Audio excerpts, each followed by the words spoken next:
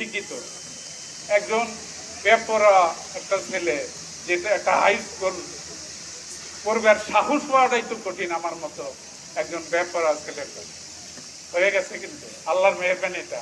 ওই যে মায়ের দোয়া, প্রাইমারি স্কুল করছি নদীর উপর চর বেথা, ওটাও কুশের চরের মৌজায়, ওইখানে কুশের চর প্রাইমারি স্কুল ছিল। ওইটা একটা টাকা কারো ঘুষ লাগে নাই, ওই প্রাইমারি স্কুল সরকারি।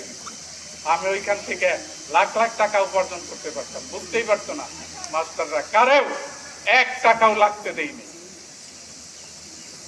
আবার টেকনিক্যাল করতে ওটাও বেতন হবে আল্লাহর মেহেরবানিতে। আরেকটা নিয়ত আছে ওপারে, আমি একটা মেয়েদের জন্য একটা মাদ্রাসা করি, যদি আর 7-8 বছর হায়াত পাই।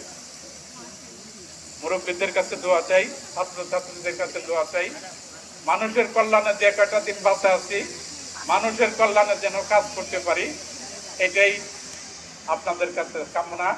আমি কথা শেষ করতে, আর যে সমস্ত শিক্ষক এইখানে কাজ করে যাচ্ছেন, আমার ভালো লাগে। আমি শিক্ষকের সন্তান, এই পরিচয় দেওয়ার মধ্যে আনন্দ পাই। কৃষকের সন্তান, আমার বাপ তো কৃষক হচ্ছে, খালি তো শিক্ষক না, আমাদেরও কাজ করে পড়তে হয়েছে। আমাদের 4 ভাই সন্তান, তোকে যা নিরান লাগছে, তারপরে পড়ার হিসাব।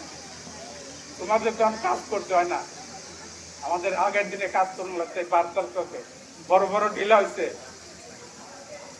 কাজ না করলে খেত বোনা যায় না। কি কথা, মিথ্যে কথা কইলাম কিনা? কাজ করুন লাগছে, তোমাদের কাজ নাই, খালি পড়া পড়া পড়া।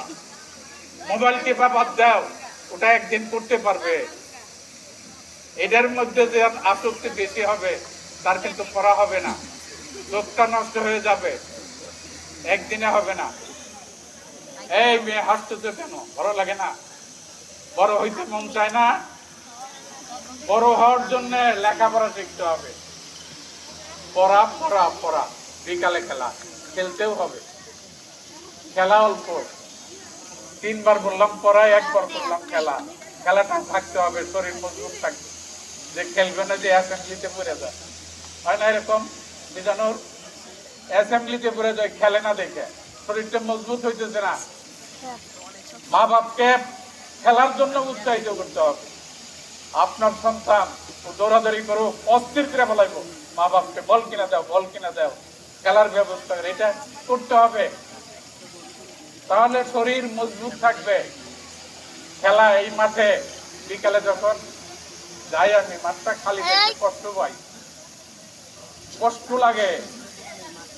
এত বড় মাঠের দরকার নাই, কিন্তু এর 4 ভাগের 1 ভাগ জায়গা হলে এই কুশের চড়াই চলবে। সরকারের নিয়ম অনুযায়ী শিক্ষকরাও বেতন পাবে, ছাত্রছাত্রী পাবে।